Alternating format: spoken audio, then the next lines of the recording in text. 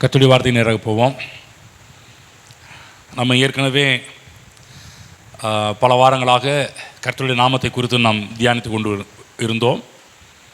அதில் ஒரு நாமத்தை பற்றி மட்டும்தான் நம்ம படித்தோம். இன்னும் ஏராளமான நாமங்கள்லாம் இருக்குது. வரக்கூடிய நாட்களில் அவைகளெல்லாம் பேச போகின்றோம். அதற்கு முன்பாக இன்னொரு செய்தியை நம்ம பேச போகிறோம் என்று சொல்லியிருந்தோம். அதாவது கடைசி காலங்களை குறித்து வேதம் என்ன சொல்லுகின்றது, கர்த்தராகிய இயேசு கிறிஸ்து இதை பற்றி என்ன சொல்ல வருகிறார் என்பதை பற்றி நம்ம பேச இருக்கிறோம். இது பொதுவாகவே பெந்தகோஸ்து சபைகள் என்று சொன்னாலே இதில் கொஞ்சம் நல்லா ஒரு ஊர் நாட்களாக இருப்பாங்க. நம்ம அதிகமாக நம்ம பேசுனதில்லை. சேலம் சர்ச்சில் ஒரு முறை வெளிப்படுத்தின விசேஷம் என்று சொல்லி இந்த புஸ்தகத்தை தியானம் செய்ய ஆரம்பித்தோம். அந்த எல்லா அதிகாரங்களையும் நம்ம பேச ஆரம்பித்தோம். அந்த நேரத்தில் கொஞ்சம் பேசணும். அது ரொம்ப வருஷம் இருக்கும். அதை தொடர்ந்து இப்போ தான் இயேசு கிறிஸ்துடைய வருகை பற்றி கடைசி காலங்களை குறித்து கர்த்தர் இயேசு என்ன சொல்லியிருக்கிறார், வேதம் என்ன சொல்லுகிறது என்பதை பற்றி நம்ம பேச இருக்கின்றோம். ஒரே ஒரு வசனத்தை படித்து விட்டு நாம் கடந்து செல்வோம். மத்தேயு புஸ்தகம் 24ஆம் அதிகாரம் 42ஆம் வசனம் சேர்ந்து படிப்போம்.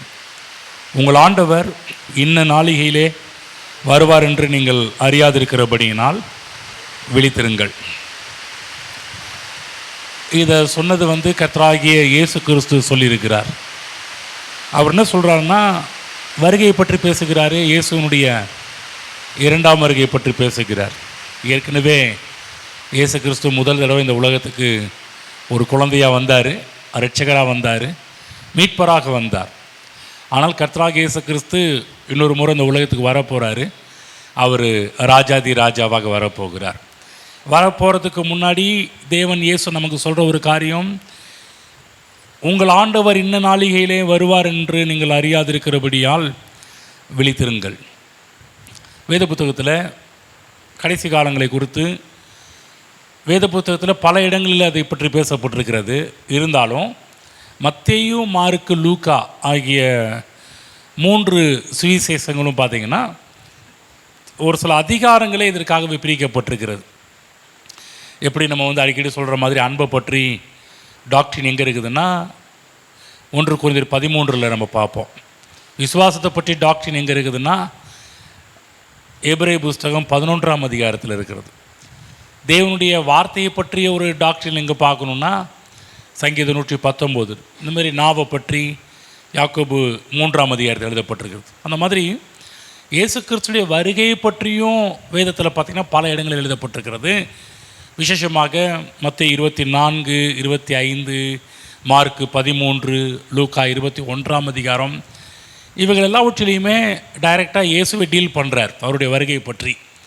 ஆகவே மற்ற இடங்களில் பார்த்திங்கன்னா மற்ற இடங்களிலே அவருடைய வருகையை பற்றி நிறைய பேசப்பட்டிருந்தாலும் இந்த 3 சுவிசேஷங்களில் இயேசுவே அவருடைய வருகையை பற்றி பேசியிருக்கிறபடினால் நம்ம கொஞ்சம் கவனம் செலுத்தணும். மற்றவங்க என்ன பேசுகிறாங்கன்றதை விட இயேசு என்ன சொல்லியிருக்கிறார் என்பதில் நாம் கவனம் செலுத்துவது அது மிகுந்த ஒரு சிறந்த ஒரு காரியம்.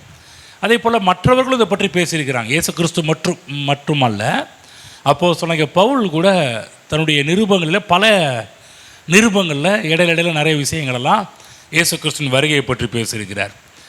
அவர் மட்டும் இல்லை, நம்முடைய பேதுரு கூட, யோவான் கூட, யூதா கூட இயேசு கிறிஸ்துடைய வருகையெல்லாம் பற்றி பேசியிருக்கிறார்கள். உங்களுக்கு தெரியும், வெளிப்படுத்தின விசேஷம் எடுத்திங்கன்னா முழு அதிகாரங்களுமே இயேசு கிறிஸ்துவின் வருகையை பற்றி தான் பேசப்பட்டிருக்கிறது, கடைசி கால சம்பவங்களை பற்றி. இன்னும் சொல்லப்போனால் தானியேலின் புஸ்தகம் எடுத்துக்கிட்டால் கூட தானியேலில் இருக்கின்ற பல பாகங்கள், பல அதிகாரங்கள் கூட பார்த்திங்கன்னா கர்த்தராகிய இயேசு கிறிஸ்துவனுடைய கடைசி காலங்களை பற்றிலாம் பேசப்பட்டிருக்கிறது. அது மட்டுமல்ல, எசேக்கியேல் புஸ்தகத்தை எடுத்துகிட்டால் கூட அங்கேயும் பார்த்திங்கன்னா இயேசு கிறிஸ்துவனுடைய வருகையை பற்றி கடைசி காலங்களை பற்றி நிறைய பேசப்பட்டிருக்கிறது. ஆனால் நம்ம இந்த சுவிசேஷங்களிலே இப்போ நாம் கவனம் செலுத்த போகிறோம். ஏன் சுவிசேஷத்தில் கவனம் செலுத்த போகிறோன்னா, மற்ற இடத்துல பேசப்பட்டிருப்பதை காட்டிலும் இந்த சுவிசேஷத்தில் கர்த்தராகிய இயேசுவே இதை டீல் பண்ணியிருக்கிறதுனால நம்ம என்ன பண்ண போகிறோம்னா கொஞ்சம் நேரம் எடுத்து நம்ம இவைகளை பேச போகின்றோம். அதாவது கடைசி காலங்களை குறித்து வேதத்திலே கர்த்தராகிய இயேசு கிறிஸ்து இவைகளை பற்றி என்ன போதிக்கிறார் என்ற தலைப்பின் கீழாக நம்ம என்ன பண்ண போகிறோம்னா பார்க்க போகின்றோம். இன்றைக்கு உலகத்தில் பொதுவாகவே பார்த்திங்கன்னா கடைசி காலங்களை குறித்த ஒரு இன்ட்ரெஸ்ட் நிறைய பேருக்கு இருக்கிறது. நான் சொல்கிறேன், அவங்களுக்கு இருக்கிறது மட்டும் இல்லை, நமக்கும் இருக்குது.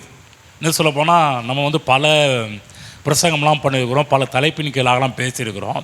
ஆனால் நமக்குள்ளாகவே பல ஏக்கங்கள், சரி கடைசி காலத்தை பற்றி என்னைக்காவது பாஸ்ட்டு போதிச்சா கொஞ்சம் நல்லா இருக்குமேலாம் நீங்கள் எதிர்பார்த்திருப்பீர்கள், ஏங்கியிருப்பீர்கள்.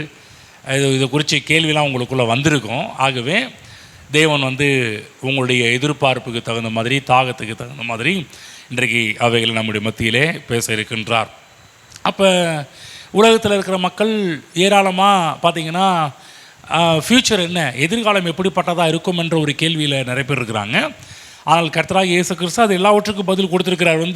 இன்னும் சொல்லப்போனால் இந்த இயேசு கிறிஸ்து போதிக்கின்ற இந்த போதனையானது பல போதனையை போதிச்சிருக்கிறார்.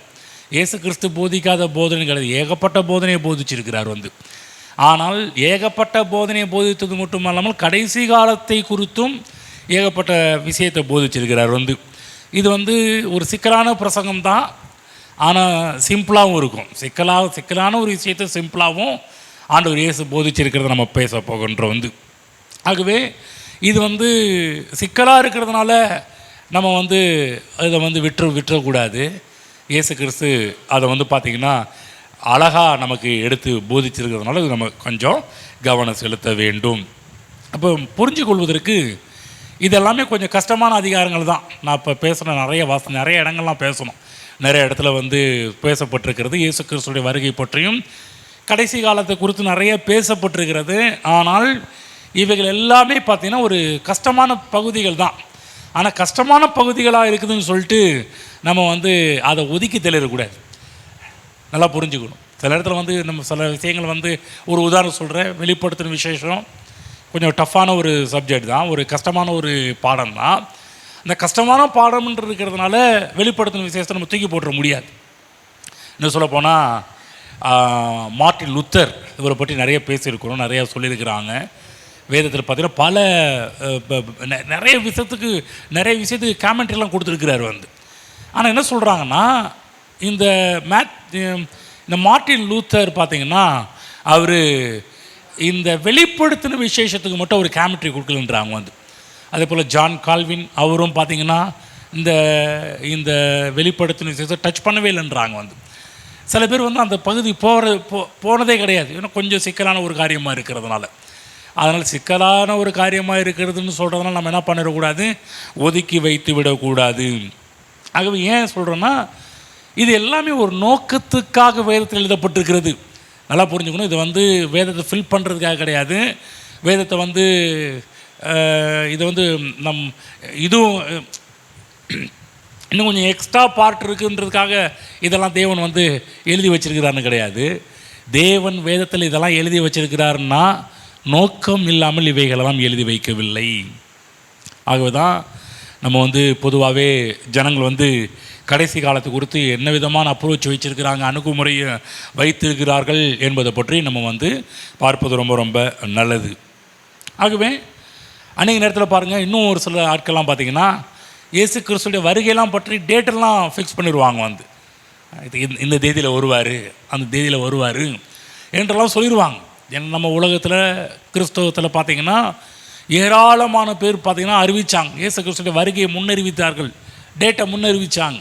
எனக்கு தெரியும் பாருங்கள், நான் வளர்ந்த சபையில் பார்த்திங்கன்னா என்னுடைய ஊழியக்காரர் கூட பார்த்திங்கன்னா டேட்டெல்லாம் சொன்னார். தம்பி இப்படி தான் இருக்கும், இப்படி தான் நடக்கும், இதுக்குள்ளே ஆண்டவர் வந்துடுவார். எல்லாருடைய எதிர்பார்ப்பு ஒவ்வொரு காலகட்டத்தில் 2000 ஆண்டு துவக்கத்தில் பார்த்திங்கன்னா மக்களுடைய பெரிய எதிர்பார்ப்பு இருந்துச்சு. 2000 ஆண்டு, 2000 இயேசு கிறிஸ்து வந்துருவாருனாங்க, வரல. 2012 இயேசு கிறிஸ்து வருவாருனாங்க, வரல. இப்படி ஒவ்வொரு காலகட்டத்தில் பார்த்திங்கன்னா டேட் அறிவித்தாங்க. இன்னும் சொல்லப்போனால் பல கள்ள உபதேசங்கள் கூட, பல தவறான உபதேசங்கள் கூட இந்த டேட்டை அறிவித்ததுனால் உருவாக்கப்பட்டது என்று சொல்லி வேத வல்லுநர்களை பற்றி நிறைய பேசுகிறாங்க. ஒரு உதாரணத்துக்கு 7-3 எடுத்துக்கிட்டிங்கன்னா, இந்த 7-3 உபதேசம் எப்படி வந்துச்சு எப்படின்னு சொல்லி பார்த்தீங்கன்னா, இயேசு கிறிஸ்துவ வருகை ஒரு அம்மா அறிவிச்சிருக்கிறாங்க, தீர்க்க தரிசன பெருவில் அறிவிச்சிருக்கிறாங்க. எல்லோரும் வந்திருக்கிறாங்க அந்த டேட்டில். எல்லோரும் வந்துட்டாங்க. இயேசு கிறிஸ்துவ வரப்போகிறான்னு சொல்ல பிற்பாடு எல்லோரும் வந்துட்டாங்க. கடைசியில் அவர் சொன்ன டேட்டில் வராங்களோ எல்லோரும் கன்ஃபியூஸ் ஆச்சு. உடனே இவங்க என்ன பண்ண ஆரம்பித்தாங்கன்னு அந்த அம்மா எழும்பி, இயேசு கிறிஸ்து ஏன் வரல தெரியுமா? நீங்கள் வந்து ஆண்டவருடைய நாளை, கர்த்தருடைய நாளை, 7வது நாளை பரிசுத்தமாக ஆசரிக்காதனால தான் அவர் வரல. ஆகவே நம்ம என்றைக்கு 7வது நாளை ஒழுங்காக நம்ம ஆசரிக்கிறோமோ அன்றைக்கி தான் இயேசு கிறிஸ்து வருவார் என்றெல்லாம் ஒரு காலகட்டத்தில் ஃபஸ்ட்டு பொருளையை கிளப்பினாங்க. இயேசு கிறிஸ்து வர்றாருன்னு எல்லாம் வந்துட்டாங்க. வந்த பிற்பாடு என்ன பண்ணாங்கன்னா உல்ட்டா பண்ண ஆரம்பிச்சுட்டாங்க.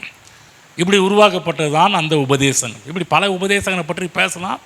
எங்கெங்கெல்லாம் உபதேசங்கள் படி இன்றைக்கி இருக்கிற காலகட்டத்தில் கூட பார்த்திங்கன்னா சில யூடியூபர்ஸ், சில கிறிஸ்டின் யூடியூபர்ஸ்லாம் பார்த்திங்கன்னா சரி அவங்க என்ன சொல்கிறாங்கன்னா இயேசு கிறிஸ்து வந்துட்டார் அப்படின்றலாம் பேசுகிறாங்க.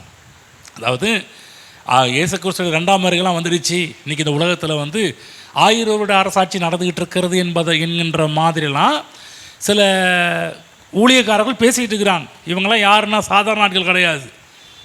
நீங்கள் நினைக்கிற மாதிரி சாதாரண பிரசங்கியார்கள் கிடையாது. இவங்க எல்லாமே நல்ல விரிவலான பிரசங்கியார்கள். இவங்க எல்லாமே திறமையாக பிரசங்கம் பண்ணக்கூடியவர்கள். அவங்க பிரசங்கத்தெல்லாம் மயங்கினவர்கள் எவ்வளோ பேர் இருக்கிறாங்க. அவங்களோட பிரசங்கத்துக்கு ரசிகர்கள் எவ்வளோ பேர் இருக்கிறாங்க, சீசர்கள் எவ்வளோ பேர் இருக்கிறாங்க. இன்றைக்கி தமிழ்நாட்டில் எவ்வளவோ சீசர்கள் அவங்க கீழே இருக்கிறாங்க. வந்து இந்த இயேசு கிறிஸ்து வந்துட்டார், இன்னைக்கு உலகத்தில் 1000 வருட அரசாட்சி நடந்துகிட்டு இருக்கிறது என்கின்ற சொல்கிறதெல்லாம் வெளியே உபதேசக்காரன் கிடையாது. கிறிஸ்துவ வேதத்தை வைத்து கொண்டே நம்ம பெந்தகோஸ்தில் இருக்கிற ஆட்களே இதெல்லாம் என்ன பண்ணுறாங்கன்னா சொல்லிட்டு இருக்கிறாங்க. வந்து இன்னும் சில ஆட்கள் சில தவறான உபதேசங்கள்லாம் நம்ம உலகத்தில் பார்க்குறோம். இந்த வேதம் மாணாக்கர்னு சொல்கிறவங்க, எகோவா விட்னஸ்ன்னு சொல்கிறவங்க, இவங்க எல்லாருமே என்ன சொல்கிறாங்கன்னா இயேசு கிறிஸ்து வந்துட்டார், இன்றைக்கு இந்த உலகத்தில் 1000 வருட அரசாட்சி நடந்து கொண்டிருக்கிறது என்று சொல்லி இப்படி ஒவ்வொரு குரூப்பும் ஒவ்வொரு மாதிரிலாம் பேசிக்கிட்டு இருக்கிறாங்க. ஆகவே நம்ம என்ன பண்ணணும், உலகத்தில் இவ்வளோ குழப்பங்கள் இருக்கிறதுனால பாருங்கள், நான் நிறைய உபதேசங்கள் சொன்னேன் இல்லைங்களா, பல உபதேசங்கள் வந்துகிட்டு இருக்கிறதுனால இதை பற்றி கொஞ்சம் நம்ம வந்து அலசி பார்க்கணும். வேதம் என்ன சொல்கிறது என்பதை கொஞ்சம் கவனம் செலுத்தணும்.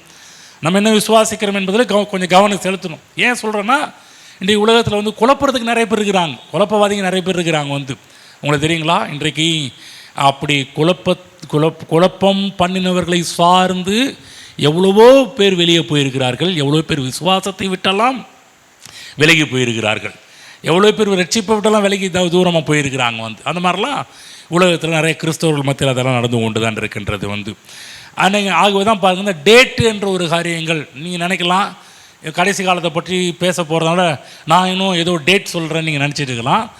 கண்டிப்பாக அப்படி யாராவது நினச்சிட்டு இருந்தீங்கன்னா நீங்கள் வந்து உங்களை எண்ணங்களை மாற்றிக்கொள்ளுங்க. நான் டேட்டெல்லாம் அறிவிக்க போகிறது கிடையாது.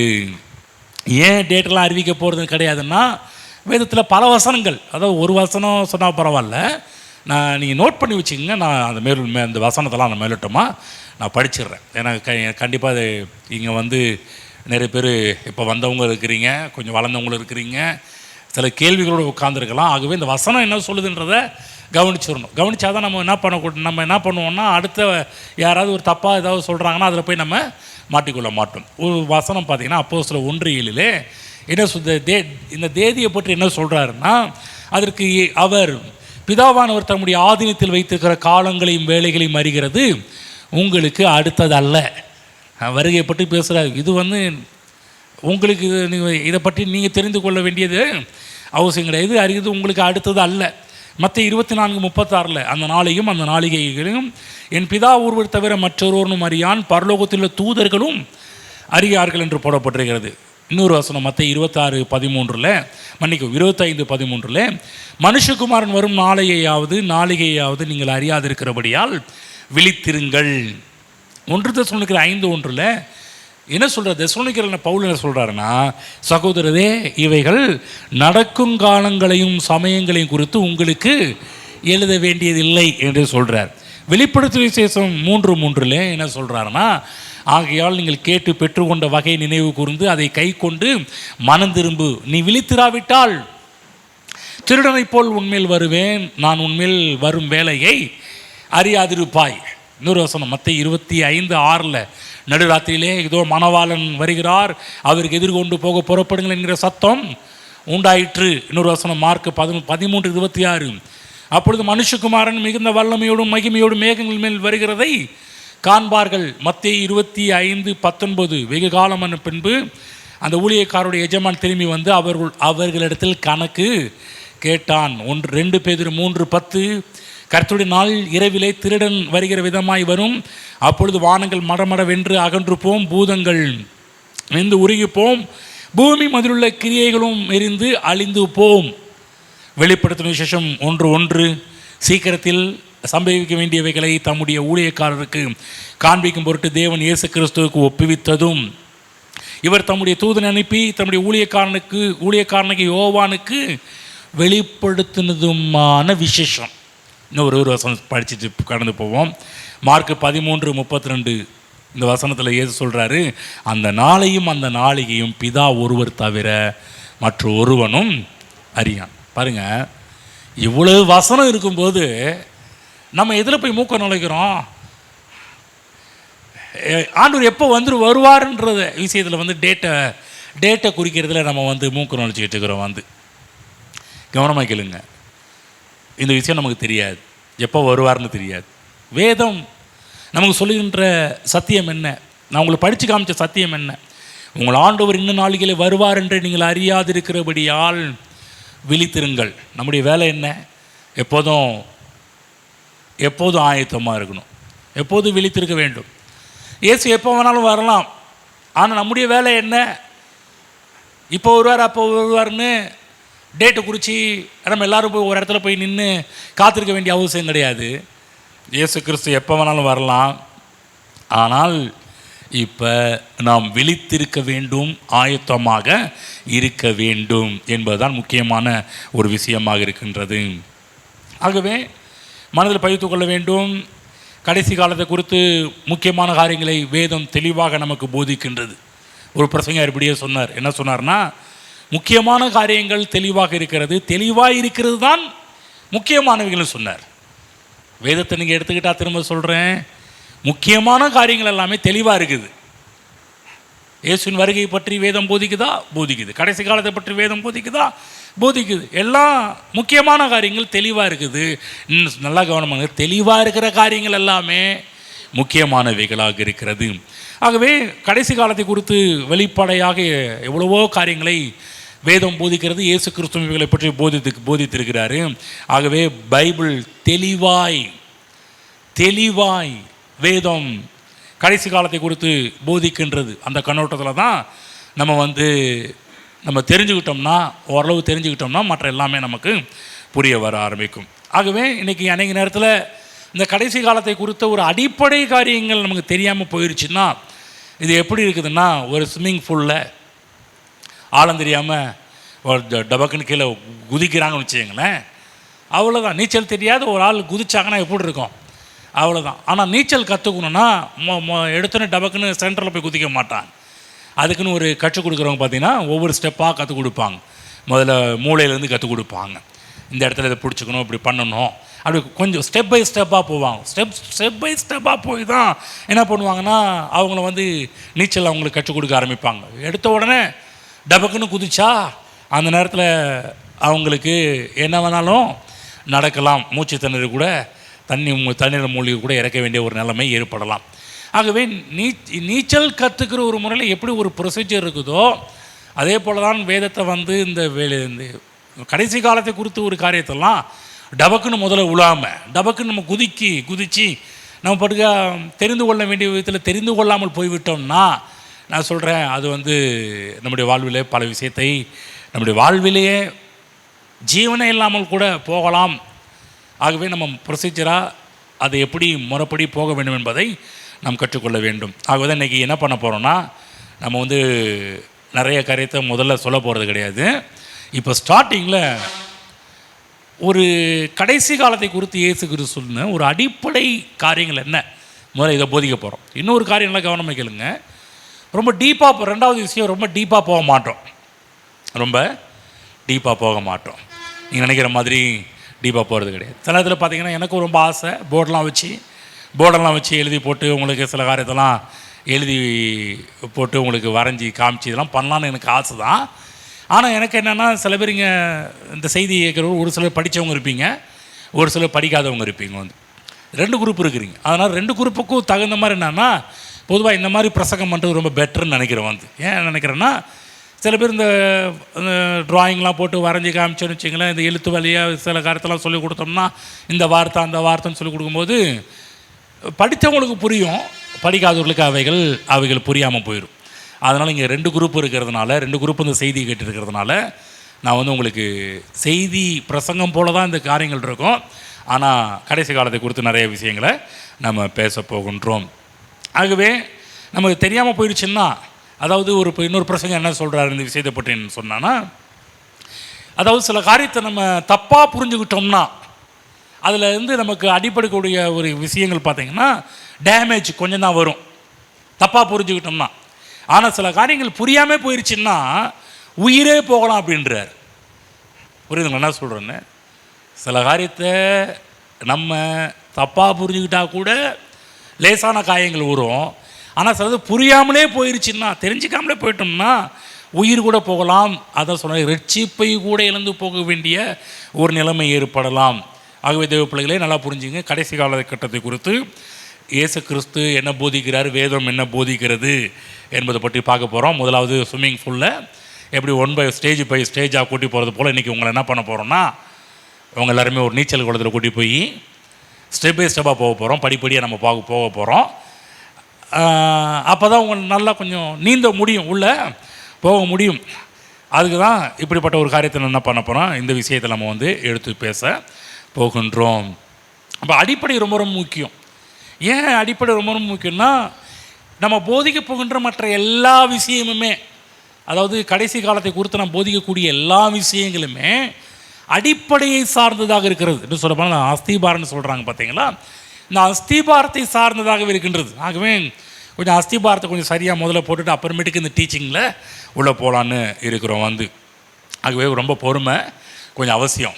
ஏன் பொறுமை அவசியம்னா, கொஞ்சம் உட்காந்து கேட்கணும்ல, உட்காந்து கேட்கணும். சில இடத்துல பார்த்திங்கன்னா இந்த வாரம் வருவாங்க, அடுத்த வாரம் அட இதுவா, அதுக்கு என்ன பண்ணலாம், வீட்டிலே போய் இருந்துக்கலாம் அப்படின்ற ஒரு நிலைமையெல்லாம் வர ஆரம்பிக்கும். ஆனால் இங்கே வந்து பொறுமையை பொறுமையாக கேட்டுகிட்டே இருக்கணும், பொறுமையாக இருக்கணும், பொறுமையாக கேட்கணும். கேட்க உங்களுக்கு விஷயங்கள் எல்லாம் புரிய ஆரம்பிக்கும். ஆகவே தேவ பிள்ளைகளே, இந்த விஷயத்தை பார்த்திங்கன்னா சில காரியங்களை நம்ம வந்து டீல் பண்ண போகிறோம். இதுக்கு முதலாவது ஒரு 5 காரியங்களை பற்றி முதலாவது பேச போகிறோம். வந்து 5 விஷயங்கள், பேசிக் திங்ஸ், அடிப்படை விஷயங்கள், ஒரு 5 காரியங்கள். இந்த 5 காரியங்கள் பார்த்திங்கன்னா இன்னும் சொல்லப்போனால் ஒரு சண்டே கிளாஸ் மாதிரி தான் இருக்கும். அந்த முதல்ல போடுற பேசிக் திங்ஸே பார்த்திங்கன்னா ஒரு சண்டே கிளாஸுக்கு சொல்கிற மாதிரி தான் இருக்கும். ஆக தான் அவங்க சொன்னேன், கொஞ்சம் பொறுமையாக கேட்கணும். ஏன்னா இது தெரியாதா, இது சிஸ்டர் ரெபேக்கா சிஸ்டர் வந்து நிறையா சண்டே கிளாஸ் சொல்லி கொடுத்துருக்குறாங்கல்ல, நீங்கள் அந்த மாதிரி தாட்லாம் வர ஆரம்பிக்கும். ஆகவே தான் பிரசங்கம் பண்ணுறதுக்கு முன்னாடியே சொன்னேன், கொஞ்சம் பொறுமையாக இருந்து கேட்கணும். கேட்டால் தான் ஃபவுண்டேஷனை ஒழுங்காக போடணும். ஃபவுண்டேஷன், அஸ்திபாரம், பேசிக், அடிப்படை சரியாக தெரிந்து விட்டோம் என்று சொன்னால் மற்றது எல்லாமே நமக்கு ஈஸியாக சுலபமாக புரிய ஆரம்பிச்சிடும். ஆகவே 5 காரியங்களை சொல்ல போகிறோம். ஒருவேளை இன்றைக்கே 5 சொல்ல போக முடியாது, ஒவ்வொரு காரியத்தையும் விளக்குறதுக்கு கொஞ்சம் நேரம் ஆகும். ஆகவே ஒவ்வொரு காரியத்தை எடுத்து நம்ம பேச போகின்றோம். முதலாவது அடிப்படை காரியம் என்னவென்று சொன்னால், இந்த உலகம் முடிவுக்கு வரத்தான் போகிறது. இந்த உலகத்துக்கு முடிவு வரப்போகிறது. உலகம் முடிவுக்கு வரத்தான் போகிறது. நல்லா மனதில் பதித்து கொள்ள வேண்டும். உலகம் முடிவுக்கு வரத்தான் போகிறது. சொல்லுங்கள், எல்லாரும் என்னோடு சொல்லுங்கள், உலகம் முடிவுக்கு வரத்தான் போகிறது. புரியுதுங்களா? இதெல்லாம் புரிஞ்சு வச்சுக்கணும். இது கொஞ்சம் தெரிஞ்சு வச்சுக்கணும். இது தெரியலன்னா நம்ம வந்து மற்ற விஷயம் நமக்கு புரியாமல் போயிடும். இந்த அடிப்படை விஷயம் தெரியலன்னா மற்ற காரியங்கள் நமக்கு வந்து புரியாமல் போயிடும் வந்து. ஏன்னா நம்ம சில விஷயத்தை நம்ம வந்து எப்படி இருக்கிறோம்னா, நம்ம சில காரியத்தில் பழகி இருக்கிறபடினால பார்த்திங்கன்னா நமக்கு ஒரு சில காரியத்தை அறிந்து வச்சுட்டு தெரிஞ்சு வச்சுட்டு அதுலேயே நம்ம இருக்கிறதுனால மற்ற காரியம் வந்து இப்படிப்பட்ட விஷயம்லாம் வரும்போது சரி அது போதுங்க, இது போதுங்க, செழிப்பு போதும், வெற்றி போதும், நம்ம அதுலேயே பழகி இருக்கிறதுனால அதை பற்றி கொஞ்சம் சொன்னால் நல்லா இருக்குமே. சரி, போன வாரம் எல்ஷடாய் பற்றி சொன்னீங்க, இந்த வாரம் எபினேசர்னு கொஞ்சம் போதிச்சா நல்லா இருக்குமே. நம்ம ஒரு சில விஷயத்தில் பழகிடுறோம். பழகின பிற்பாடு அதுலேருந்து வெளியே வர முடியாமல் போயிடுது. அதில் நம்ம ஒரு திருப்தி கண்டு விடுகின்றோம். அதுதான் முடிவுன்னு நம்ம நினச்சிடுறோம். ஆகதான் நான் வந்து ஒவ்வொரு பிரசங்கம் பண்ணும்போதெல்லாம் நான் சொல்லுவேன், இப்போ ஒவ்வொரு பிரசங்கம் முடியும் போதெல்லாம் இவ்வளோ தான் உங்களுக்கு எல்லாத்தையும் போதிச்சிட்டேன் அப்படின்னு கிடையாது. இன்னும் சொல்லப்போனால் எல்லாவற்றையுமே நான் இன்னும் போதிக்கவில்லை என்றதான் அர்த்தம். எல்லாவற்றையுமே ஒரு முழுமையாக எந்த ஒரு டாப்பிக்கில் எடுத்து பேசணும், எந்த ஒரு ஆத்தர் புக்கு எழுதினா கூட அவங்க எல்லாவற்றையும் முடிச்சிட்டாங்களா அப்படின்னு பார்த்தோம்னா யாருமே முடிச்சதே கிடையாது. ஒருவேளை அந்த நேரத்தை அவங்க நம்ம வந்து சில அசைன்மெண்ட் எழுதணுன்றதுக்காக சில காரியத்தை பாயிண்ட் பண்ணி எழுதி ஒரு புக்கு உருவாக்கியிருக்கலாம்.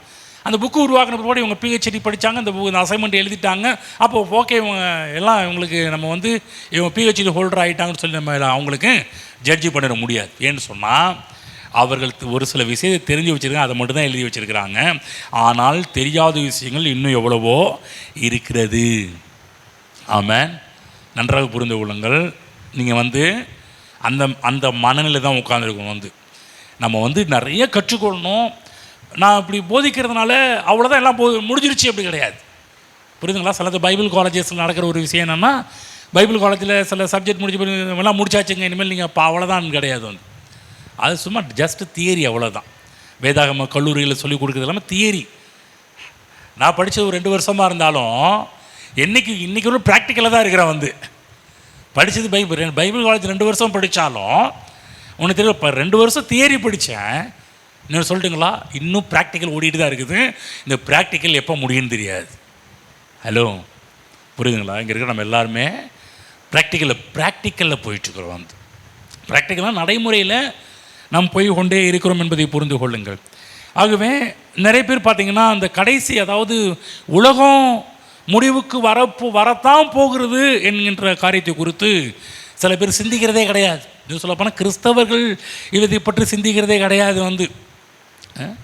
எப்படி வாழ்க்கை முடிவுக்கு வரப்போகிறது, வாழ்க்கைன்னா என்ன, எப்படிப்பட்ட ஒரு வாழ்க்கை இது, அடுத்தது என்ன, நம்ம அடுத்தது என்ன வாழ போகிறோம், எப்படி இருக்க போகின்றோம், இதெல்லாம் அநேக நேரத்தில் மக்கள் சிந்திக்காமல் தான் மக்கள் வாழ்ந்துட்டு இருக்கிறாங்க. உலகம் முடிவுக்கு வரப்போகிறது என்ற காரியத்தை சிந்திக்காமல் தான் போயிட்டுருக்கிறாங்க.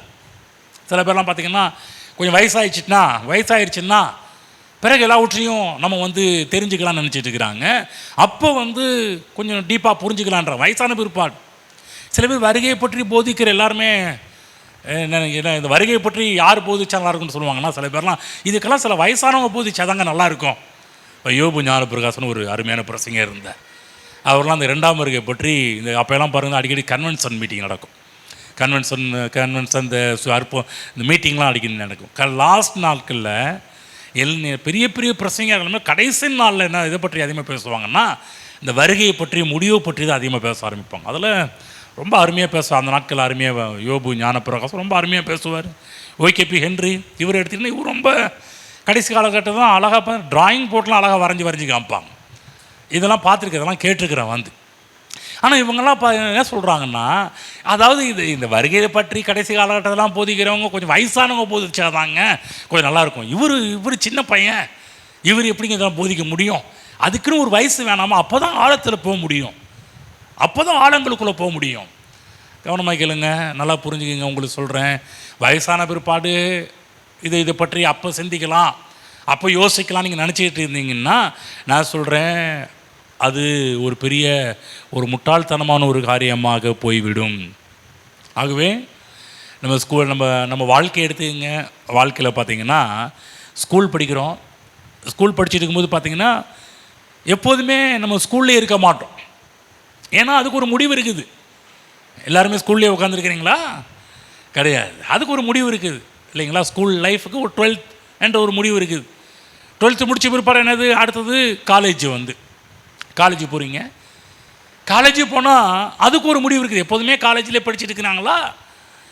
கிடையாது. யாரோ அப்படி படிச்சுக்கிட்டே உட்காந்து யாரையோ ஒரு 50 வயசு ஆள்கிட்ட போய் என்ன பண்ணுறீங்க, இல்லை சார் இப்போ தான் சார் இப்போ காலேஜில் படிச்சுட்டு இருக்கிறேன்னு சொல்லுவாங்களா? இல்லை, அதுக்கு ஒரு முடிவு இருக்கிறது. அதே போல் வேலைக்கு போகிறாங்க. வேலைக்கு போனாலும் அதுக்கு ஒரு முடிவு இருக்குது. ரிட்டைர்மெண்ட் ஆகிறாங்க. அந்த வாழ்க்கை கூட பார்த்திங்கன்னா ஒரு முடிவு எல்லாவற்றுக்குமே இருக்கிறது. அடுத்தது என்ன, அதுக்கு அடுத்தது என்ன, அதுக்கு அடுத்தது என்ன, இல்லைங்களா? மக்கள் சிந்திக்கிறாங்க. இதுக்கப்புறமேட்டுக்கு என்ன, இதுக்கப்புறமேட்டுக்கு அடுத்தது என்ன, எல்லாருமே தங்களுடைய வாழ்க்கையை சிந்தித்து கொண்டிருக்கிறார்கள். அடுத்தது என்ன, அவ்வளவுதானா, முடிஞ்சிருச்சா என்ற ஒரு காரியம்லாம் மக்கள் மனதில் ஓடிக்கொண்டே இருக்கிறது. கவனமாக கேளுங்க. நம்முடைய வாழ்வில் எப்போதுமே நன்றாக புரிந்து கொள்ள வேண்டும், இந்த உலகம் முடிவுக்கு வரப்போகிறது. ஆமாம். உலகத்தில் இருக்கிற எல்லாருமே எல்லாம் முடிஞ்சிருச்சு, எல்லாத்துக்கும் ஒரு முடிவு இருக்குது. எங்கள் உலகத்தில் இருக்கிற எல்லாத்துக்கும் ஒரு முடிவு இருக்கும்போது இந்த உலகத்துக்கும் ஒரு முடிவு இருக்கிறது. ஆமென், புரியுதுங்களா? உலகத்துக்கு ஒரு முடிவு இருக்கிறது. அன்றைக்கி நேரத்தில் இந்த ஸ்மார்ட்டான ஆட்கள்லாம் பார்த்தீங்கன்னா அவங்க ரிட்டைர்மெண்ட்லாம் பற்றி யோசிச்சுக்கிட்டு இருப்பாங்க. வந்து பிளான் பண்ண ஆரம்பிப்பாங்க. என்ன பிளான் பண்ண ஆரம்பிப்பாங்க? இன்னும் கொஞ்ச நாளில் சின்ன வயசில் ஒரு இந்த பிளான் பண்ணுற ஆட்கள்லாம் பார்த்திங்கன்னா இத்தனை வயசுக்குள்ளே இந்த வேலைக்கு போகணும், இந்த வேலை அடைஞ்ச பிற்பாடு இவ்வளோ சம்பாதிக்கணும், ஒரு கோடீஸ்வரன் ஆகணும், மில்லேனியர்ஸ் ஆகணும், ட்ரில்லேனியர்ஸ் ஆகணும், உலகத்தில் உள்ள பெரிய ஒரு இடத்த அடைய வேண்டும் என்றெல்லாம் இன்றைக்கு உலகத்தில் இருக்கிற நிறைய பேர் கனவு. எல்லாருமே அப்படி இருக்கிறது கிடையாது. எல்லாருமே அப்படியே இருக்கிற வாழ்க்கையை அப்படியே ஓட்டிகிட்டு போகிறது கிடையாது. அப்படியே சொல்கிறாங்க இல்லையா, என்ன பண்ணுறதுங்க, பிறந்தாச்சு அப்படியே போகலாம் அப்படின்னு கிடையாது. சில பேர்லாம் பாருங்கள், ஸ்மார்ட்டான ஆட்கள் எல்லாருமே வாழ்க்கையில் பல லட்சியங்களை உடையவங்களாக இருக்கிறாங்க. பல காரியத்தை அடைய வேண்டும் என்ற ஒரு ஆசை உடையவர்களாக இருக்கிறாங்க. சில பேருடைய கனவெல்லாம் கேட்டிங்கன்னா நிறைய கனவு சொல்லுவாங்க, நிறைய ஆசைகளை சொல்லுவாங்க. வந்து அது என்ன பண்ணுவாங்க, இது எப்படி போனால், எந்த பாதையில் போனால் நம்ம நல்லா இந்த மாதிரி ட்ரில்லியனியர்ஸாக வர முடியும், பெரிய பணக்காரங்களாக எப்படி வர முடியும், கோடீஸ்வரலாம் எப்படி வர முடியும் என்று சொல்லி இன்றைக்கி பல பேர்லாம் பாருங்கள் பல ஐடியாக்கள் கேட்குறாங்க. இன்றைக்கெல்லாம் சிலருடைய யூடியூப்லாம் எடுத்து பார்த்தீங்கன்னா, சிலர் ஃபேஸ்புக்கெலாம் எடுத்து பார்த்தீங்கன்னா அவங்களுடைய சர்ச்சிங், அவங்களுடைய ஃபைண்டிங், கண்டுபிடிக்கிறது எதை நோக்கி இருக்குன்னா, எப்படி பணக்காரன் ஆகலாம், எப்படி முன்னேறலாம், எப்படி இன்னும் ஒரு இந்த வயசுக்குள்ளே எப்படி நம்ம வந்து ட்ரில்லியனியராக ஆகலாம் என்று சொல்லி தான் அநேகருடைய எதிர்பார்ப்புலாம் இருந்து கொண்டிருக்கிறது. வந்து நான் சொல்கிறேன், தப்பு கிடையாது, அப்படிப்பட்ட ஆட்களை பாராட்டுகின்றோம். ஏன்னா சும்மா இது ஏதோ வாழ்க்கை வாழ்கிறத காட்டிலும் ஒரு வாழ்க்கையில் ஒரு அச்சீவ்மெண்ட்டு, ஒரு ஆசை, இதை அடையணும், அதை அடைய வேண்டும் என்ற ஒரு எதிர்பார்ப்பு இருக்கிறது இல்லையா, அதனால் நம்ம அதை என்கரேஜ் பண்ணுறோம். ஆனால் எல்லாமே பார்த்தீங்கன்னா அந்த ஆசை விருப்பங்கள் சில நேரத்தில் பார்த்தீங்கன்னா கொஞ்சம் சரியில்லாமலே போயிடுது, நிறைவேறாமலே போயிடுது. வந்து சில பேர் அட்வான்ஸாக திங்க் பண்ணுறாங்க, ஆனால் பார்த்தீங்கன்னா அதை சில பேர் அதை அடைய முடியாமலே போய் விடுகின்றது. ஆகுதான் அடைஞ்ச பிற்பாடு அதுக்கப்புறம் என்ன, அடுத்தது என்ன, ஒரு சில காரியத்தை முடிச்சுட்டாங்கன்னா அடுத்தது பார்த்தீங்கன்னா அடுத்தது என்ன, அடுத்து எதை பிடிக்கலாம், அடுத்தது எதை அடையலாம் என்று இன்றைக்கு மக்கள் பார்த்தீங்கன்னா புத்திசாலித்தனமாக ஒரு காரியத்தை அடைஞ்ச பிற்பாடு அடுத்தது என்ன லக்கு, அடுத்தது என்ன குறிக்கோள் என்ற ஒரு அந்த காரியத்திலேயே மக்கள் போய் கொண்டே இருக்கிறார்கள். நான் சொல்கிறேன், இது வந்து சாமர்த்தியம் அல்ல. வாழ்க்கையை பற்றி சிந்திக்கணும்.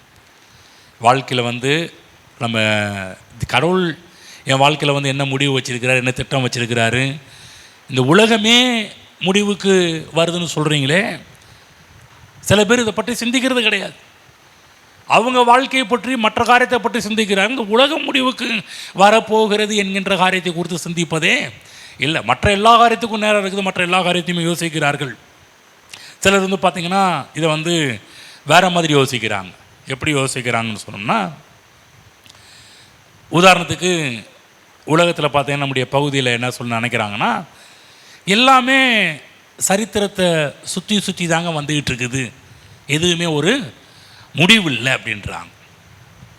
என்ன சொல்கிறாங்க, அதாவது ஏற்கனவே நடந்தது தான் இப்போ நடந்துகிட்டு இருக்குதுங்க, இப்போ நடக்கிறது தான் அடுத்தது நடக்கும், இது ரொட்டேஷனாக ஒரு சுழற்சி, இது அப்படியே இது இப்போ நடக்கும். இப்போ நீங்கள் பிறக்கிறீங்க, அப்புறம் வளர்றீங்க, அப்புறம் இறக்குறீங்க, அடுத்த ஒருத்தவங்க பிறக்கிறாங்க, வளர்கிறாங்க, இறக்குறாங்க, இது வந்து ஒரு சுழற்சி, இதுக்கு வந்து ஒரு முடிவே இல்லை என்று இன்றைக்கு நம்ம நாட்டில் நம்ம ஊர்லலாம் சில பேர்லாம் இதை பற்றிலாம் பேசி கொண்டு இருக்கிறார்கள்.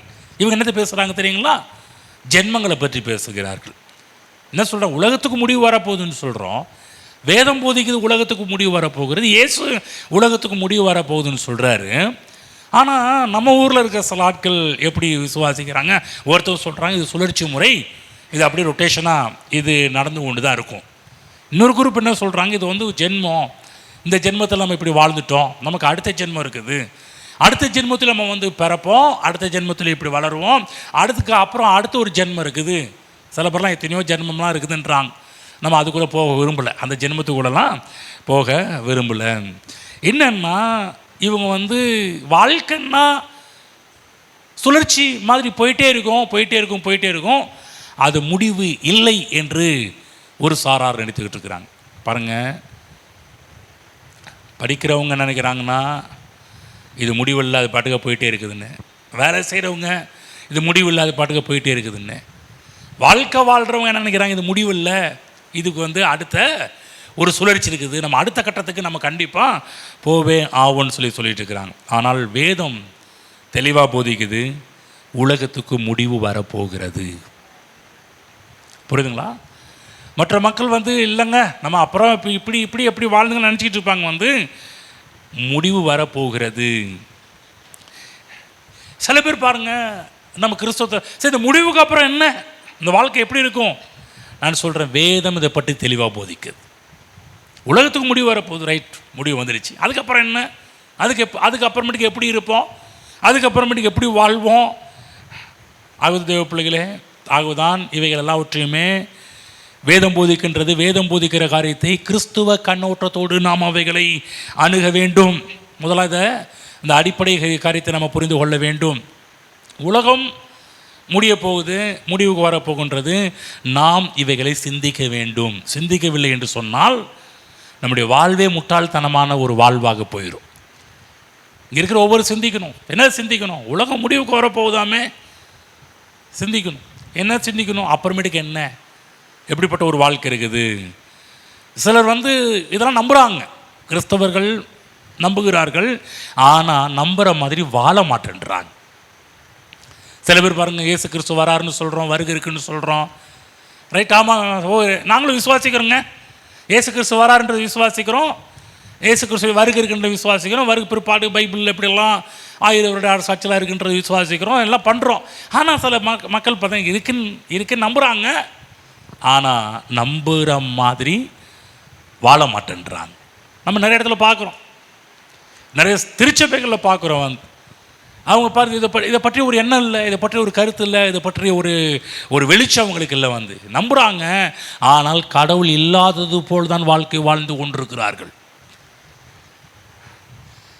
முடிவு நம்புகிறாங்க, ஆனால் முடிவு நம்புகிற ஆட்கள் பார்த்தீங்கன்னா இந்த உலகத்துக்கு முடிவு இருக்குது நம்புகிறாங்க, ஆனால் வாழ்க்கைலாம் பார்த்தீங்கன்னா கொஞ்சம் கூட ஒரு கடவுளுக்கு பயப்படுற பயம் இல்லாமல் வாழ்ந்துட்டுருப்பாங்க, கொஞ்சம் கூட உண்மை இல்லாமல் வாழ்ந்துட்டுருப்பாங்க. இன்னும் பார்த்திங்கன்னா அதே பாவத்தில், இன்னும் பார்த்திங்கன்னா அதே ஒரு கேவலத்தில் தான் அநேக மக்கள் வாழ்ந்துட்டுருக்கிறாங்க. நல்லா புரிஞ்சுக்கணும் தேவ பிள்ளைகளே,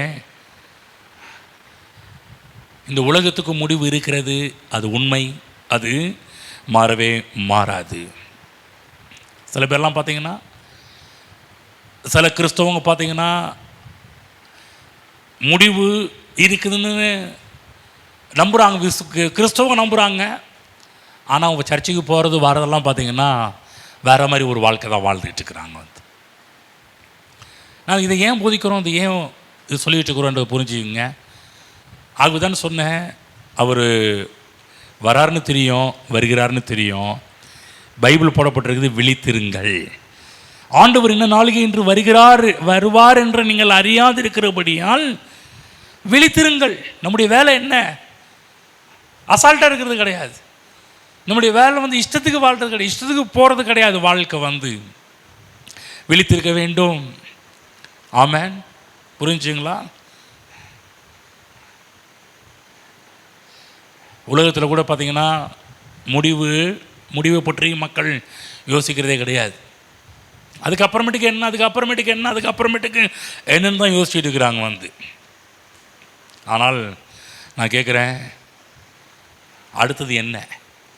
நீங்கள் நினைக்கிறீங்களே, இதுக்கப்புறம் போயிட்டுருக்கிறீங்களே, இது முடிஞ்சிச்சுன்னா அடுத்தது, அது முடிஞ்சிச்சுன்னா அடுத்தது போயிட்டுருக்கிறீங்களே, சரி அப்புறம் என்ன கேட்டு பாருங்கள். அவங்க சொல்கிற எல்லா பதிலுமே ஒரு தவறுதலான ஒரு பதிலாக தான் இருக்கும். ஆகுதான் வேதம் கடைசி காலத்தை குறித்து சொல்கின்ற ஒரு அடிப்படை சத்தியத்தில் முதல் சத்தியம் என்னன்னு சொன்னான்னா, உலகத்துக்கு முடிவு இருக்கிறது, உலகத்துக்கு முடிவு உண்டு. அன்றைய மக்கள் இது விசுவாசிக்கிறது கிடையாது. சிலருக்கு எப்போதுமே பார்த்திங்கன்னா அவங்களுக்கு வாழ்க்கையில் நம்பர் 1 இடத்துல இருக்கிறது பார்த்திங்கன்னா வேலை தான் நம்பர் 1 இடத்துல இருக்கும். வேலைன்னு பிஸியாகவே இருப்பாங்க. சில பேர் நம்பர் 1 இடத்துல அவங்களுக்கு பார்த்திங்கன்னா குடும்பம் தான் இருக்கும். குடும்பம்னு போயிட்டே இருப்பாங்க வந்து. சில பேருக்கு நம்பர் 1 இடத்துல என்ன இருக்கும், பணம் நம்பர் 1 இடத்துல இருக்கும் வந்து. சிலருக்கு இந்த உலகத்தில் சம்பாதிக்கிற பேர், புகழ்ச்சி இதில் தான் நம்பர் 1 இருக்கும் வந்து. நான் சொல்கிறேன், இவைகள் எதுவுமே இந்த பூமியிலே நிலையானது இல்லை. இயேசு கிறிஸ்து மட்டும்தான் நிலையானவர். இந்த உலகத்தில் மக்கள் வந்து எதெல்லாம் நம்பர் 1 நினச்சிட்டு இருக்கிறாங்களோ ஒரு நாள் அதெல்லாம் மாறும் என்பதை புரிந்து கொள்ளுங்கள். நம்முடைய வாழ்விலே நம்பர் 1 இருக்கக்கூடியது வேல்யூவானவர் கர்த்தராகிய இயேசு என்பதை புரிந்து கொள்ள வேண்டும். அநேக நேரத்தில் கிறிஸ்தவங்க இதை புரியாததுனால தான் இயேசு கிறிஸ்துவனுடைய வருகையை பற்றியும் கடைசி காலத்தை குறித்தும் இயேசு கிறிஸ்து என்ன சொல்கிறார் என்பதை புரியாமல் இருக்கிறதுனால தான் கண்டதே காட்சி கொண்டதே கோலம் என்று மக்கள் வாழ்ந்து கொண்டிருக்கிறார்கள். அவங்க வாழ்க்கையில் வந்து எதை நம்பர் 1 இடத்துல வைக்கணுமோ அதை நம்பர் 1 இடத்துல வைக்காமல், எதெல்லாம் நம்பர் 1 இடத்துல வைக்கக்கூடாதோ அதெல்லாம் நம்பர் 1 இடத்துல வைத்து கொண்டிருக்கிறார்கள். ஆகவேதான் உங்களுக்கு சொல்கின்றேன், இந்த உலகம் நிச்சயமாக முடிய போகின்றது.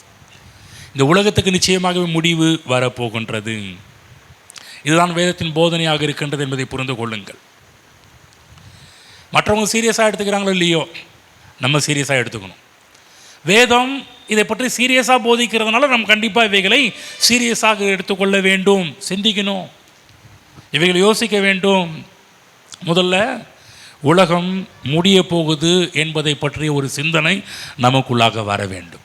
சொல்லுங்கள், இந்த உலகம் முடிவுக்கு வரப்போகின்றது. ஆமாம், இந்த எண்ணம் நம்முடைய உள்ளத்தில் ஓடிக்கொண்டே இருக்கணும்.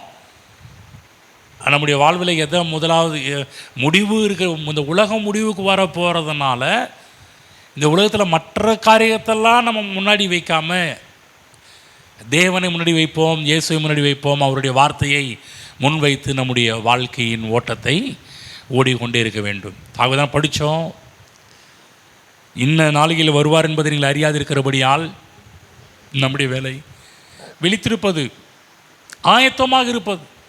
இப்போ இயேசு கிறிஸ்து வந்தால் கூட பறந்து செல்ல ரெடியாக இருக்கிறீர்களா? இல்லை என்றால் நம்ம கட்டின வீட்டை பிடிச்சிட்டு இருக்கிறோமா? நம்ம வேலை வாங்கின வேலையை பிடிச்சிட்டு இருக்கிறோமா? நம்முடைய நகைகளை பிடிச்சிட்டு இருக்கிறோமா? நம்முடைய பதவிகளை பிடித்து கொண்டிருக்கிறோமா? நம்முடைய குடும்பங்களை பிடித்து கொண்டிருக்கிறோமா என்பது தான் முக்கியமான ஒரு விஷயம். அதெல்லாம் எதுவுமே நம்ம கூட வராது. ஆண்டவர் மட்டும்தான் நம்மோடு கூட எப்போதுமே இருக்கிறவர். ஓகேங்களா? முதல் பாயிண்ட் என்ன? இந்த உலகம் முடிவுக்கு வரப்போகிறது. இதுதான் அடிப்படை விஷயத்தில் முதல் காரியம். இரண்டாவது காரியம், இந்த ரெண்டாவது விஷயத்தை நிறைய பேச போகிறோம். ஆனால் கொஞ்சம் முதலாவது ஸ்டார்ட் பண்ணுறேன். இன்னும் ஒரு 10 நிமிடங்கள் இருக்குது. 10 நிமிடம் வரையிலும் நான் சொல்கிறேன், அடுத்த வாரத்தில் தொடர்ச்சியாக பேசுவோம். ரெண்டாவது பாயிண்ட் என்னென்னா, கர்த்தர் எல்லாவற்றையும் ஆளுகிறபடியினால் அவருடைய நோக்கத்தை நிறைவேற்றி முடிப்பார். கர்த்தர் எல்லாவற்றையும் ஆளுகிறதுனால அவருடைய நோக்கத்தை நிறைவேற்றி முடிப்பார். இந்த உலகம் முடிகிறது என்ற விஷயத்தில் நம்ம பயப்படுகிறதுக்கு ஒன்றும் கிடையாது. ஏன்னா அவரை தெரிஞ்சால் போதும், நம்ம இந்த பூமியில் நிம்மதியாக வாழலாம். இந்த பூமியில் கர்த்தர் ஆளுகிறபடியால் அவர் நோக்கத்தை நிச்சயமாக கண்டிப்பாக அவர் நிறைவேற்றியே முடிப்பார். ஆமென். ஏன் சொல்கிறேன், சிலருக்கு உலகம் முடிய போகுதுன்னு தெரியும், ஆனால் அவங்க பயத்தில் வாழ்ந்துட்டு இருக்கிறாங்க, கலக்கத்தில் வாழ்ந்துக்கிட்டு இருக்கிறாங்க.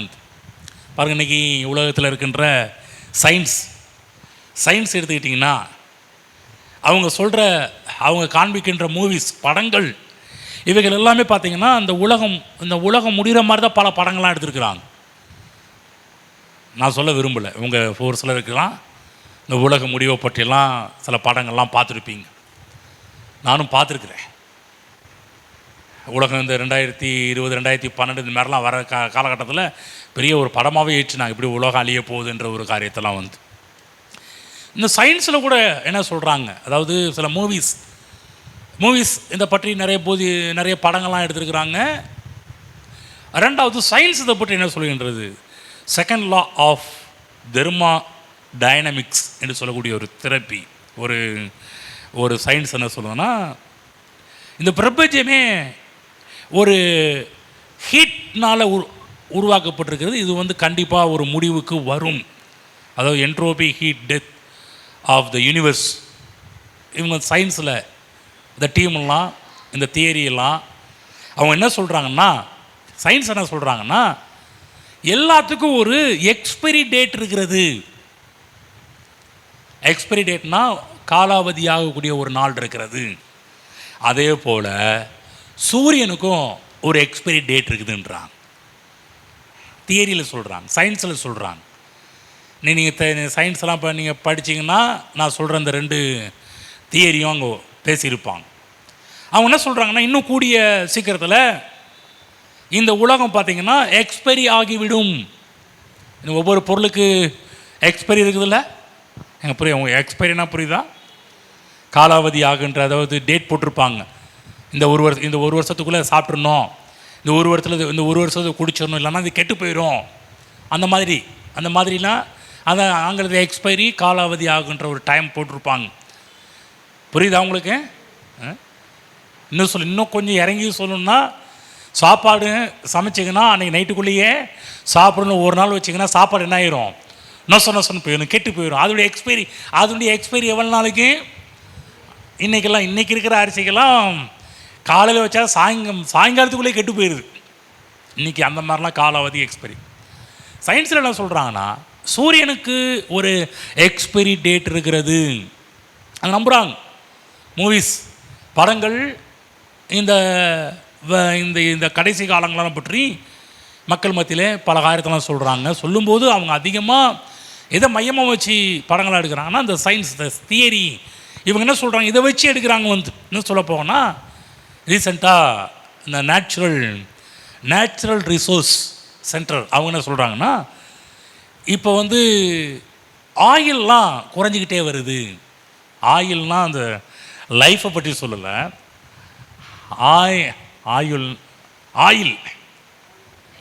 ஆயில் எண்ணெயெல்லாம் அந்த எண்ணெய் வளங்கள் இதெல்லாம் குறைஞ்சிக்கிட்டே வருது. அதனால் மக்கள் அது ஒரு பதட்டமாக இருக்கிறாங்க.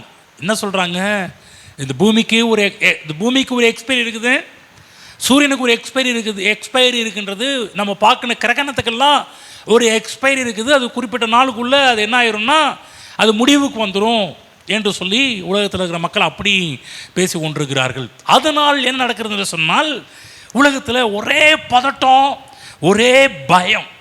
நிறைய பேருக்கு பாருங்கள், இன்னும் சொல்லப்போனால் நிறைய மக்கள் பாருங்கள், இந்த படங்களெல்லாம் பார்க்கும்போது அவங்களுக்கு பார்த்திங்கன்னா அந்த இந்த உலகம் அழிகிறது, கடைசியில் இந்த பூமி எப்படி இதாகிறதெல்லாம் அழிகிறதெல்லாம் மக்கள் பார்க்கும்போது அவங்களுக்கு ஒரு விதமான ஒரு திகில், பயம் சூழ ஆரம்பிச்சிடும்.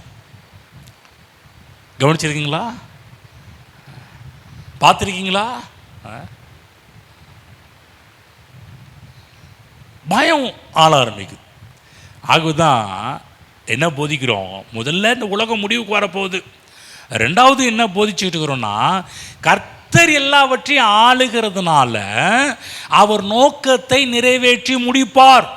என்ன சொல்கிறோம், கர்த்தர் எல்லாவற்றையும் ஆளுகிறதுனால அவருக்கு தெரியாத விஷயம் ஒன்றும் கிடையாது. அவர் என்னை பத்திரமாக பார்த்து கொள்வார், அவர் என்னை பத்திரமாக காப்பாற்றுவார். எல்லாவற்றையும் கர்த்தர் ஆளுகிறார். ஆகவே நான் பயப்பட வேண்டிய அவசியம் இல்லை.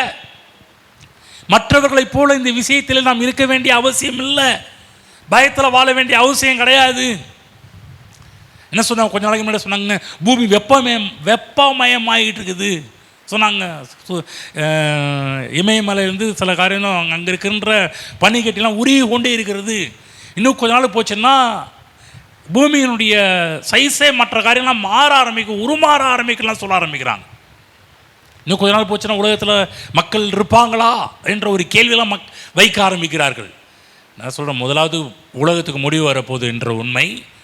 ரெண்டாவது, கர்த்தர் ஆளுகிறபடியால் அவர் நோக்கத்தை நிறைவேற்றி முடிப்பார். இதில் நம்ம பயப்படுறதுக்கு எந்த விஷயம் கிடையாது, நம்ம கவலைப்படுறதுக்கு எந்த ஒரு விஷயம் கிடையாது. அவருக்கு தான் எல்லா அதிகாரமும், சர்வ அதிகாரமும், அவருக்கு தான் சர்வ வல்லமையும் கர்த்தருக்கு உண்டு. ஆகவேதான் வேதம் சொல்வது அவரால் முடியாத காரியம் என்று ஒன்றும் இல்லை, அவரால் கூடாத காரியம் என்று ஒன்றும் இல்லை. உங்களை குறித்து என்னெல்லாம் சொல்லியிருக்கிறாரோ அதெல்லாம் நிச்சயமாக நிறைவேற்றி முடிப்பார். நீங்கள் பயப்பட வேண்டிய அவசியம் இல்லை. பூமி இந்த உலகத்துக்கு முடிவு இருக்குது. அது மட்டும் இல்லைங்க, தேவன் உங்களை குறித்து என்ன நோக்கங்களையும் திட்டங்களையும் உடையவராக இருக்கிறாரோ அதெல்லாம் நிச்சயமாக செய்து முடிப்பார். ஆமென்.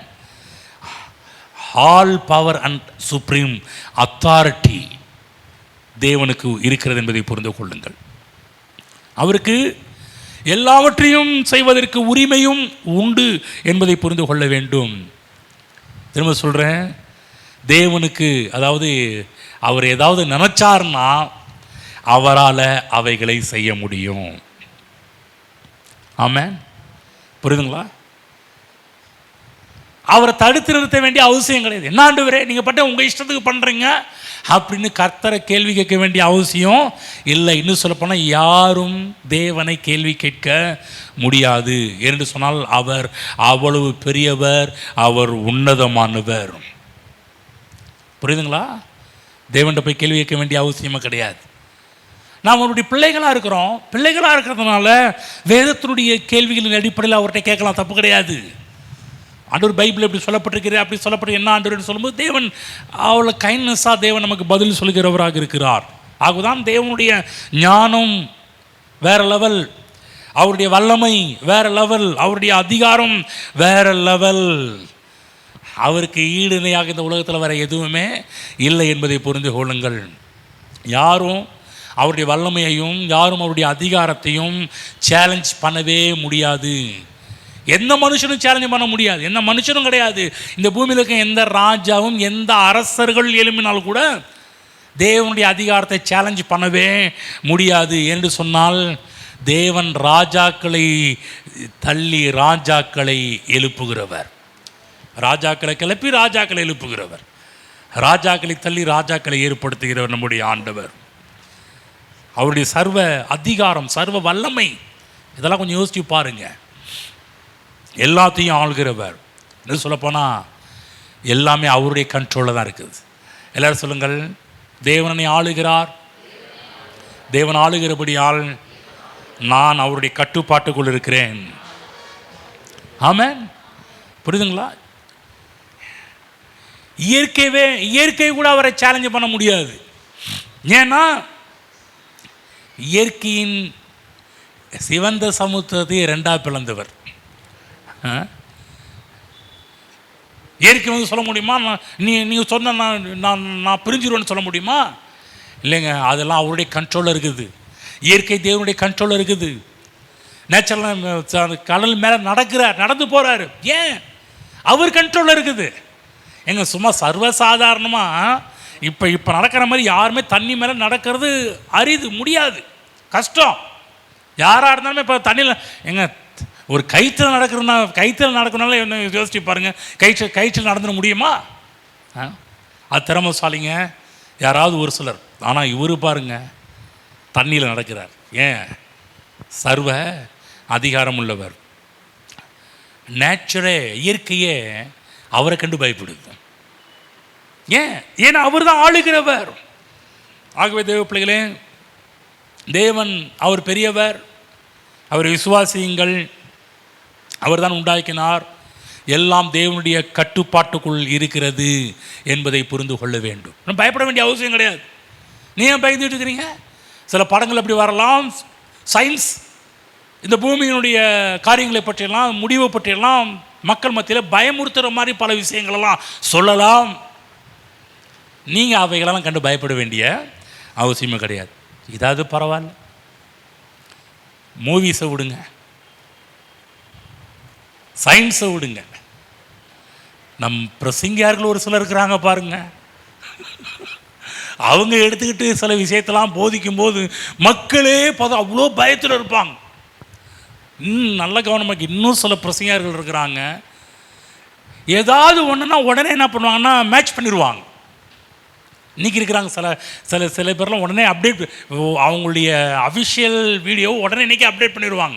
நீங்கள் மட்டும் உலகத்தில் ஏதாவது ஒரு நியூஸ் அறிவிக்கிறாங்கன்னா உடனே அந்த நியூஸை கொண்டு போய் வசனத்தோடு மிங்கிள் பண்ணி வசனத்தை நினச்சி பாருங்கள் இப்படி நடக்க போகுதான், அப்படி நடக்க போகுதான் அப்படின்னு சொல்லும்போது மக்கள் நம்ம அதை கேட்கும். அவங்களுக்குள்ள என்ன நடக்குதுன்னா ஒரு விதமான பயம்தான், பயம் உருவாகுது. நான் சொல்கிறேன், இந்த வருகை பற்றி போதிக்கிற போகிறதுனால நீங்கள் பயப்பட வேண்டிய அவசியம் கிடையாது என்பதை பற்றி முதலாவது சொல்லிக்கொள்ள விரும்புகிறேன். ஏன்னா இந்த அஸ்திபாரத்தில் இதை கேளுங்க. இது நீங்கள் இந்த அஸ்திபாரத்தில் நீங்கள் கேட்கல அப்படின்னா வருகை பற்றி நான் மட்டும் இல்லைங்க, யார் போதிச்சாலும் உங்களுக்குள்ள பயம் இருக்க தான் செய்யும். ஆகவே எல்லாம் அவருடைய கட்டுப்பாட்டுக்குள்ளாக இருக்கின்றது. ஆமாம். ஒரு தடவை கடலையே வெட்டாந்தரை ஆக்கிட்டார். நடந்து போகிற ஒரு இடமா வச்சுட்டார். வந்து அவர் நினச்சார்னா பிரிக்கிறார், கடலை பிரிக்கிறார், நினைச்சாலும் தண்ணீரை பிரிக்கிறார், நினைச்சார்னா தண்ணி மேலே நடந்து போகிறாரு. அவர் நினைச்சார்னா காற்று கடலையும் அதட்டுறாரு.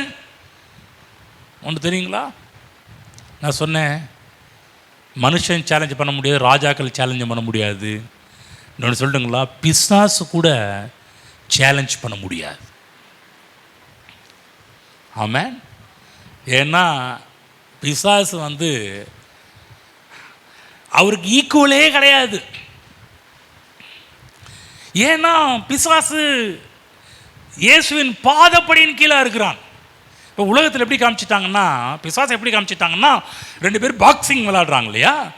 பாக்ஸிங்கில் இயேசு வந்து ஒரு ஒயிட்டு பாக்ஸர் மாதிரியும் பிசாசு வந்து ஒரு பிளாக் ஒரு பாக்ஸர் மாரி காமிச்சிட்டாங்க. பாருங்கள், 2 பேரும் ஒரு ஸ்டேஜில் அவங்க கேமில் நுழைஞ்சிட்டாங்க. இப்போ இயேசு கிறிஸ்து பிசாசை குத்த போகிறாரு. அவன் கவனமாக கேளுங்க, ஒரு நாளும் அந்த இமேஜினேஷன் வேண்டாம். இன்னும் சொல்லப்போனால் பிசாசு இயேசுவுக்கு, பிதாவாகிய தேவனுக்கு, ஆவியானவருக்கு ஈக்குவல் கிடையவே கிடையாது. புரிஞ்சு வச்சுக்கணும். ஏன்னா சில பேர் இப்படி காமிச்சிட்டாங்க, அதாவது ஆண்டவருக்கும் பிசாசுக்கும் யுத்தம். ஏங்க அவன் நிற்கக்கூட, ஆண்டவருக்கு முன்னாடி அவன் நிற்கக்கூட முடியாதுங்க. ஆண்டவர் எவ்வளோ பெரியவர் தெரியுங்களா. அவர் நினைச்சார்னா என்ன வேணாலும் செய்ய முடியும். இது பிசாசுக்கு நல்லாவே தெரியும். இந்த படங்களும் இந்த உலகத்தில் இருக்கிற காரியங்களும் எப்படி காமிச்சிருச்சுன்னா, பிசாசையும் கடவுளையும் ஒரே இடத்துல கேம் ஆடுற ஒரு பிளேயர் மாரி காமிச்சிட்டாங்க. வந்து நன்றாக புரிந்து கொள்ளுங்கள், பிசாசு தேவனுடைய காலுக்கு கீழே இருக்கிறான் என்பதை புரிந்து கொள்ளுங்கள். ஆமென். புரியுதுங்களா? வேதம் தான் போதிக்குது பிசாசு இயேசுடைய பாதங்களுக்கு கீழாக இருக்கிறான்னு சொல்லி. நம்ம எங்கே இருக்கிறோன்னு தெரியுங்களா? வேதம் சொல்லுது, உன்னதங்களிலே பிதாவின் வலது பக்கத்தில் அவரோடு கூட அமர வைக்கப்பட்டிருக்கிறோம். நம்முடைய ஸ்தானம் எங்கே, பிசாசுடைய ஸ்தானம் எங்கே என்பதை புரிந்து கொள்ளணும். ஈக்குவல் கிடையாது. தேவனுக்கு ஈக்குவலாக பிசாசை நிறுத்தக்கூடாது. அவங்க தான் நம்முடைய பிரசங்கம் எல்லாமே தேவனுக்கு ஈக்குவலாக கொண்டு போகிறது கிடையாது. எவ்வளோக்கு எவ்வளோ அவனை மட்டப்படுத்தணும், எவ்வளவு கீழே தள்ளணும், அதை தான் பேசிகிட்டு இருப்போம். ஒரு நாளும் அவனை பெருசாக காமிக்கிறது கிடையாது. தேவன் ஆளுகிறவர், எல்லாம் அவருடைய கண்ட்ரோலில் இருக்கிறது. ஆமென். புரியுதுங்களா? பிசாசு இப்போ எங்கே இருக்கிறான் தெரியுங்களா? அவருடைய காலுக்கு கீழே இருக்கிறான். ஆகவே பிசாசை கண்டு பயப்பட தேவையில்லை, உலகத்தை கண்டு பயப்பட தேவையில்லை, உலகத்தின் முடிவை கண்டு பயப்பட தேவையில்லை. இது ஆக போகுதாமே, அது ஆகுத போகுதாமே, சயின்ஸும் சில படங்களும் சொல்கிறதெல்லாம் கேட்டு பயந்து போகாதீங்க. எல்லாம் அவருடைய கண்ட்ரோல் இருக்குது. அவர் நோக்கத்தை நிச்சயமாக நிறைவேற்றி முடிப்பார். எழுந்து நிற்போம். ஆகவே வருகை குறித்து பயப்பட வேண்டிய அவசியம் கிடையாது. நமக்கு தேவன் கொடுத்த ஒரு காரியம் என்ன? அவர் வருவார் என்பது நிச்சயம். விழித்திருக்க வேண்டும், ஆயத்தமாக இருக்க வேண்டும். எப்போ வேணாலும் இயேசு கிறிஸ்து வருவார். டேட்டெல்லாம் கிடையாது, இப்போ வருவார் அப்போ வருவார்னு. ஒருவேளை நான் டேட்டை அறிவிப்பேன் என்று சொன்னால் நானும் ஒரு கள்ளசியனாக மாறிவிடுவேன். ஏன்னா வேதம் பல வசனங்கள் சொல்கின்றது, டேட்டை அறிவிக்க முடியாது, பிதாவுக்கு தவிர வர யாருக்கும் தெரியாதுன்ட்டார். அப்படின்னும் போது நம்ம டேட்டை அறிவிக்க வேண்டிய அவசியமே கிடையாது. ஆனால் வேதம் சொல்லுது எப்போ வேணாலும் அவர் வருவார். அவரை சந்திக்க ஆயத்தமா? அவரை சந்திக்க ரெடியாக இருக்கிறீங்களா? உலகத்தில் சில விஷயங்கள், அசம்பாவிதங்கள் நடக்க போகுதுன்னு சொல்லி உலகத்தில் இருக்கிற டைரக்டர்ஸ் அண்டு சயின்ஸ் சொன்னிச்சுன்னா பயப்பட வேண்டிய அவசியம் கிடையாது. ஏன் என்று சொன்னால் எல்லாம் தேவனுடைய கட்டுப்பாட்டுக்குள் இருக்கிறது. தேவன் எல்லாவற்றையும் ஆள்கிறவர். அவர் நோக்கத்தின்படி தான் எல்லாவற்றையும் செய்து முடிப்பார். ஆமென். தொடருவோம், அடுத்த வாரத்தில் தொடருவோம். கர்த்தர் கொடுத்த வார்த்தைகளுக்கு நன்றி செலுத்துவோம். ஸ்தோத்திரம் பிதாவே. இன்றைக்கு நீர் பேசின நம்முடைய வார்த்தைகளுக்கு நன்றி செலுத்துகிறோம். எங்கள் கண்களை திறந்ததுக்கு நன்றி செலுத்துகிறோம். எங்களுடைய இடைப்பட்டதுக்கு நன்றி செலுத்துகிறோம். இன்றைக்கு நாங்கள் இந்த சத்தியத்தை அறிந்து கொள்ளும்படியான ஒரு வாய்ப்பை எங்களுக்கு கருத்து கொடுத்திருந்ததற்காக உமக்கு நன்றி செலுத்துகிறோம். இந்த கடைசி காலங்களை குறித்த சத்தியத்தை குறித்து வேதம் என்ன சொல்கிறது, அதற்கு அடிப்படையாக நாங்கள் அறிந்து கொள்ள வேண்டிய சில விஷயங்களை இந்த நாளிலுமே கூட ஒரு 2 காரியங்களை எங்களோடு பேசினதற்காக உமக்கு நன்றி செலுத்துகிறோம். இந்த உலகம் நிச்சயமாகவே முடிவுக்கு வரப்போகிறது என்பதை நாங்கள் விசுவாசிக்கிறோம். அது மட்டுமல்லாமல் நீர் சகலத்தையும் ஆளுகிறவர், எல்லாம் உம்முடைய கட்டுப்பாட்டுக்குள் இருக்கிறது. நீர் கண்டிப்பாகவே உம்முடைய நோக்கத்தை நிறைவேற்றி முடிப்பீர் என்பதை நாங்கள் விசுவாசிக்கிறோம். ஆண்டவரே, இந்த உலகத்தில் மக்கள் எழும்பி, சயின்ஸ் எழும்பி, பல டைரக்டர்ஸ் எழும்பி உலகத்தின் முடிவை போட்டுடலாம், எங்களுக்கு பயமுறுத்தலாம், நாங்கள் அவைகளை குறித்து பயப்பட வேண்டிய அவசியம் இல்லை என்று சொன்னாலும் எங்களை காக்கிறவர், வலது பக்கத்திலே எங்களுக்கு நிழலாக இருக்கிற தேவன், பகலில் வெயிலாகலும் இரவில் நிலவாகலும் எங்களை சேதப்படுத்தாது என்று சொன்ன தேவன், கர்த்தர் எங்களோடு இருக்கிறீர், உறங்குவதும் இல்லை, தூங்குகிறதும் இல்லை, அப்படிப்பட்ட தேவன் எங்களோடு இருக்கிறதற்காக நன்றி செலுத்துகிறோம். தொடர்ந்து நம்முடைய பிள்ளைகளை பாதுகாத்துக் கொள்வீராக. உம்முடைய நோக்கத்தின் அடிப்படையிலே உம்முடைய பிள்ளைகளை நடத்துவீராக. இங்கே இருக்கிற ஒவ்வொரு பிள்ளைகளை குறித்து நீர் என்ன திட்டம் வைத்திருக்கிறீரோ அந்த திட்டத்தின் அடிப்படையில், நோக்கத்தின் அடிப்படையில் இங்கே இருக்கிற ஒவ்வொரு கருத்தை நடத்துவீராக. பெரிய அற்புதம் அதிசயம் நம்முடைய பிள்ளைகள் வாழ் நடக்கட்டும் என்று ஜெபிக்கிறேன், ஆசீர்வதிக்கிறேன். இயேசு கிறிஸ்து நாமத்தில் பிதாவே, ஆமென்.